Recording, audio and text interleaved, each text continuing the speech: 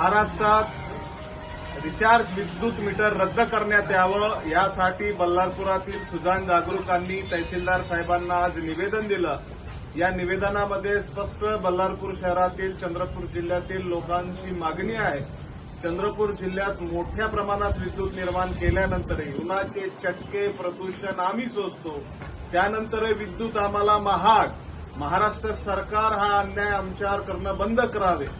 Recharge विद्युत मीटरमुळे सर्वसामान्य हातावर आणून पोटावर खाणारा शेतकरी, गोरगरीब, मध्यम व्यापारी मोठ्या प्रमाणात असल्यामुळे 10% लोकांकडे भारतात महाराष्ट्रात पैसा आहे। 90% लोक जोपर्यंत कमावणार तोपर्यंत खाणार ही स्थिती महाराष्ट्रातल्या चंद्रपूर जिल्ह्यात निर्माण झालेली आहे, देशात आहे। म्हणून महाराष्ट्रात चंद्रपूर जिल्ह्यात रिचार्ज विद्युत मीटर रद्द करावे।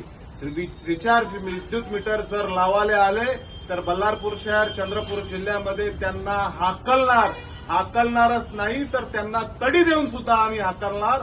म्हणून महाराष्ट्रात चंद्रपूर जिल्ह्यात विद्युत मीटर नको म्हणून आज आम्ही निवेदन दिलं।